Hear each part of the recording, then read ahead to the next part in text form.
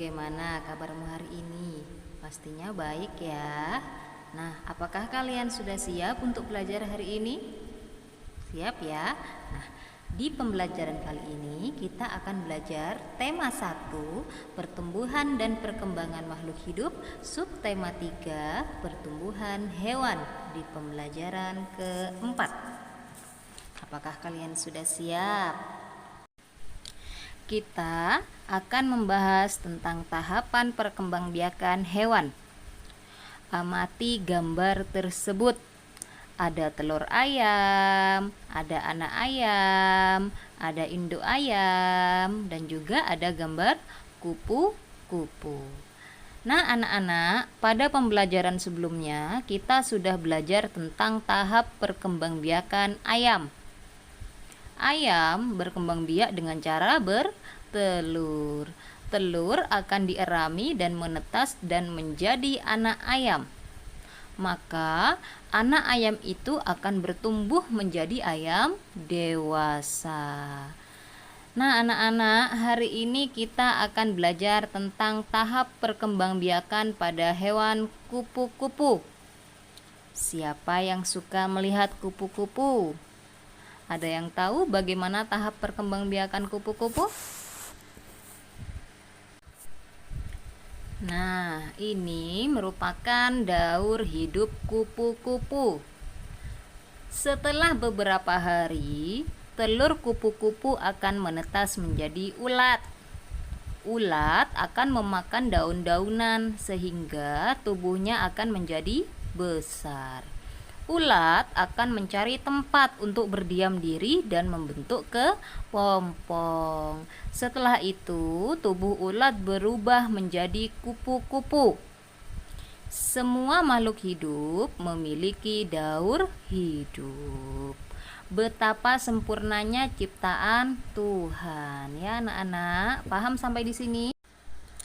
Nah, sekarang kalian ceritakan setiap tahapan daur hidup kupu-kupu menggunakan kalimatmu sendiri seperti yang Bu Eka contohkan di atas. Nah, untuk gambar pertama itu adalah gambar telur. Untuk tahapan yang pertama itu tahap telur ya. Telur dalam beberapa hari akan menetas menjadi ulat. Kemudian tahapan yang kedua adalah tahap ulat. Ulat akan memakan daun-daunan sehingga tubuhnya akan menjadi besar. Ulat akan mencari tempat untuk berdiam diri dan membentuk kepompong. Untuk tahap yang ketiga itu adalah kepompong. Kepompong biasanya dibungkus dengan sesuatu yang berwarna coklat dan keras. Nah, kepompong akan berpuasa selama 7-20 hari dengan tidak makan dan minum. Nah, ini merupakan tahapan yang terakhir ya. Tahapan yang keempat yaitu tahap kupu-kupu. Kepompong akan berubah menjadi kupu-kupu yang sangat cantik. Nah, anak-anak sudah paham apa tidak tentang tahapan-tahapan daur hidup kupu-kupu? Nah, kalau sudah paham, sekarang kalian ceritakan setiap tahapan daur hidup kupu-kupu dengan menggunakan kalimatmu sendiri seperti yang Bu Eka contohkan barusan ya. Nah, anak-anak, setelah kalian mengamati daur hidup kupu-kupu, ada banyak jenis kupu-kupu yang dapat kita temui di sekitar kita. Ukuran kupu-kupu ada yang besar dan ada yang kecil dengan bermacam-macam warna dan motif. Nah, mari kita mencoba untuk menirukan gerakan sesuai tahapan daur hidup kupu-kupu. Nah, di gambar yang pertama, di situ ada gambar dengan posisi tidur terlentang sambil mendekap kaki dan badan. itu merupakan gerakan telur. Nah, yang kedua, posisi badan merangkak itu merupakan gerakan ulat. Ya. Nah, dari gambar tersebut kalian ikuti gerakan demi gerakan. Yang pertama gerakan telur, yang kedua gerakan ulat. Paham sampai di sini anak-anak? Setelah gerakan ulat, gerakan apa lagi? Ada gerakan kepompong. Posisi berdiri, tangan mengepal dan disimpan di atas kepala. Salah satu kaki diangkat menyerupai gerak menggantung pada pohon. Seperti gerakan kepompong, ya. Posisi berdiri, tangan mengepal dan disimpan di atas kepala. Salah satu kaki diangkat menyerupai gerak menggantung pada pohon. Itu merupakan gerakan kepompong. Paham ya? Nah, gerakan yang terakhir itu adalah gerakan kupu-kupu. Posisi badan berdiri dan tangan terbuka.